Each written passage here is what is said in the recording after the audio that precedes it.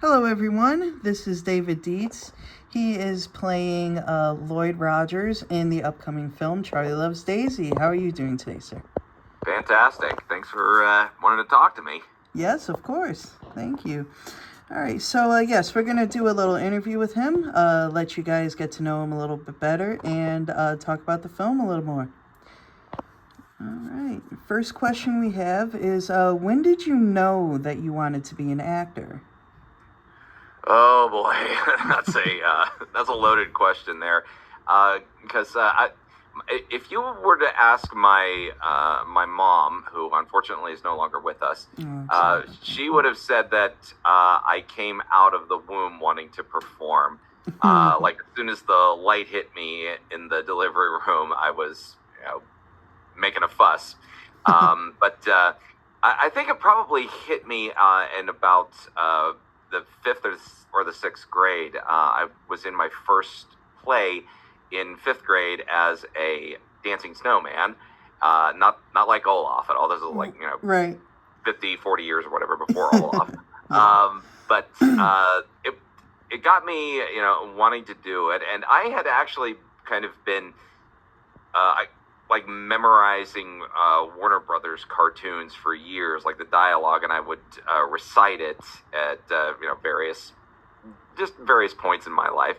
And then in the sixth grade was when I got my first speaking role on stage, and from that point on, it was pretty much the ball was rolling, and you couldn't stop it. Right. Yes, of course. Now, if I can remember right from your resume, you do voice acting as well, right? I do, yes. Mm-hmm. Yes. Have you ever done like animated work?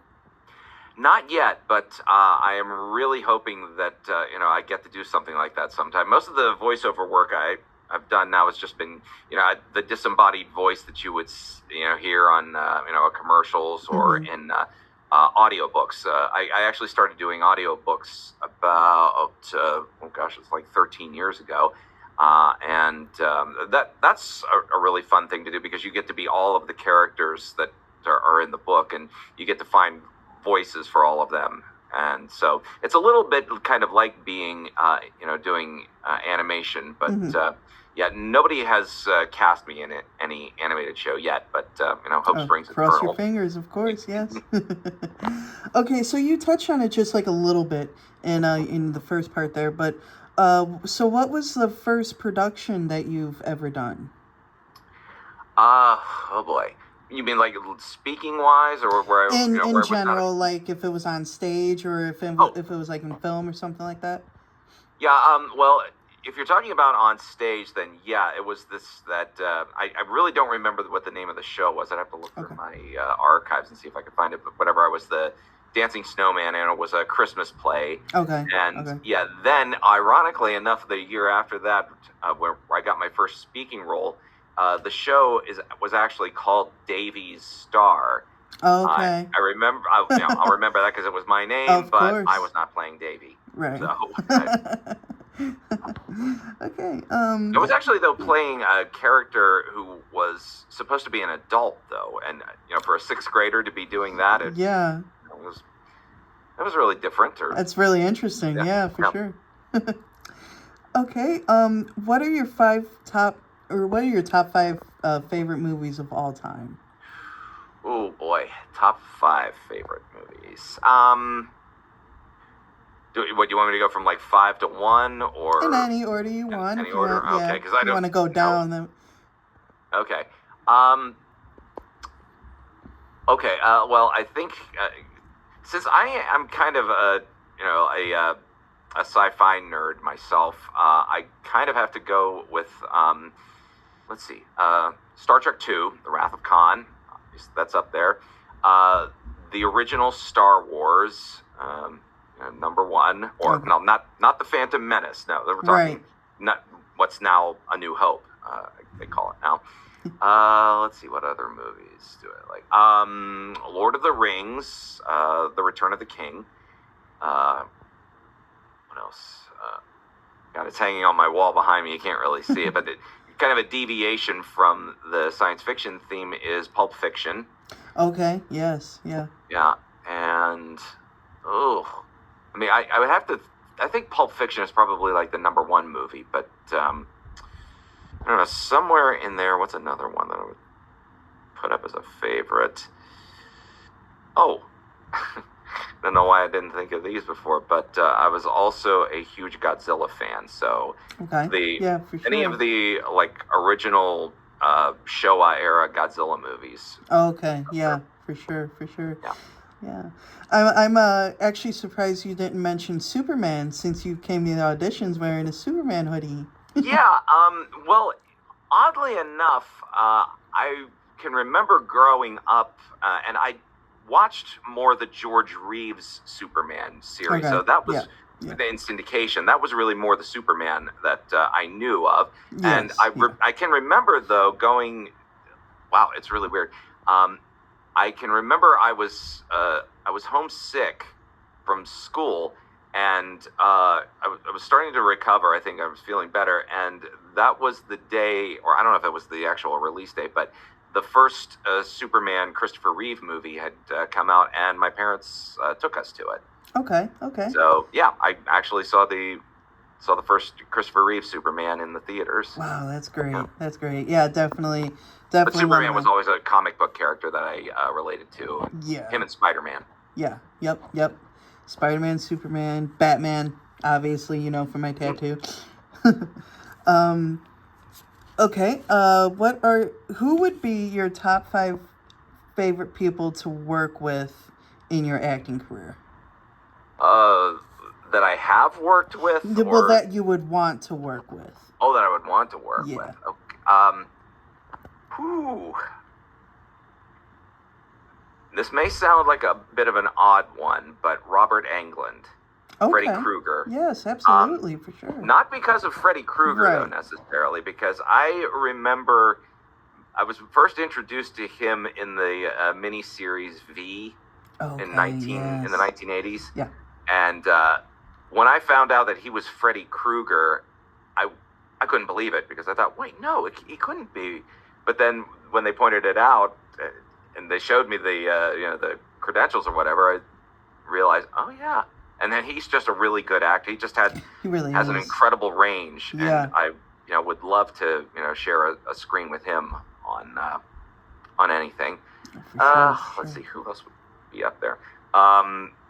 One actress, I don't know if I would be able to work with her because I'd be crushing too hard on her. And don't tell my wife this, but Julia Stiles. Julia Stiles, okay. Yeah, yes, for sure. I think I would just be like, I can't. Right. Yeah. Yes. But I would definitely love to work, with her. Let's see, who else would be up there? I'm trying to think of like who's hot right now, or who's somebody. It doesn't even necessarily have to be anybody who's hot right now. I don't know. That's a really hard question, because I don't know if I would, I was just watching a video a little bit ago, and just saw Harrison Ford in it, who would be interesting, I think, to play with, even though, he's kind of getting up there, but, he's still got the presence. Of course. Oh, okay. Since I had mentioned Pulp Fiction before, I don't know if you're hearing that at all. It's okay, no problem. My wife talking to me about dinner tonight. Yeah. But since I mentioned Pulp Fiction before, maybe we can cut this up. Samuel L. Jackson. Okay, Samuel. Yes. Yeah. Yeah. Yeah, I got to work with Jules Winfield. Mm-hmm. So that's 3, I guess. Trying to think of like anybody who's been in anything recently that I was like, oh, that would be somebody that I'd really love to work with. But, yeah, I don't know. I'm open, I think, to working with anybody who would want to share a screen with me, or if, they would let me share the screen with them, I guess. Right. It's tough because there's so many good ones out there. It really is. Yeah. Oh, okay. Here's one. Okay. Gotta go with one of my hometown boys, Michael Keaton. Michael Keaton. Yep. Yes, my favorite Batman of all time. Favorite Batman of all time. Absolutely. Yep. Yep. Okay. What is your favorite genre of movie? I think Well, you already alluded to this earlier. Yeah, I did sort of allude to it already. Is that I always love escapist movies, like anything that's science fiction or space related. I think. Okay. It's funny because I grew up in a time where we had in the '80s where we had a lot of really great genre movies like that. When we had the Star Trek movies, the original Star Trek movies. We had Star Wars. We had Back to the Future, and which time travel movie, but still escapist stuff. But I really always loved anything that kind of takes me out of the real world and puts me in somewhere else. Yes. That that I could just sort of get lost in and not worry about any of the stuff that's going on in the real world. Exactly. Escaping from the real world. Absolutely. Yeah. For sure. Mm-hmm. Okay, so how did you find out about Charlie Loves Daisy? I'm pretty sure I saw an audition notice on Facebook. I think that's where it was. Wasn't it? Or Yes, yeah, we sent a lot through Facebook groups. Yeah, that's probably where I found it. I probably found it on the one of the Facebook message audition groups. That basically it was in Pittsburgh too, which kind of thought okay, but Cleveland is close enough that it makes the trip easier. Okay, good. So yeah. Okay. So this is the last question here. So what was your initial reaction to the Charlie Loves Daisy script? Well, since my part in it is kind of on the smaller side, more the supporting side, I gotta say I didn't really read it until we got to the table read, yeah.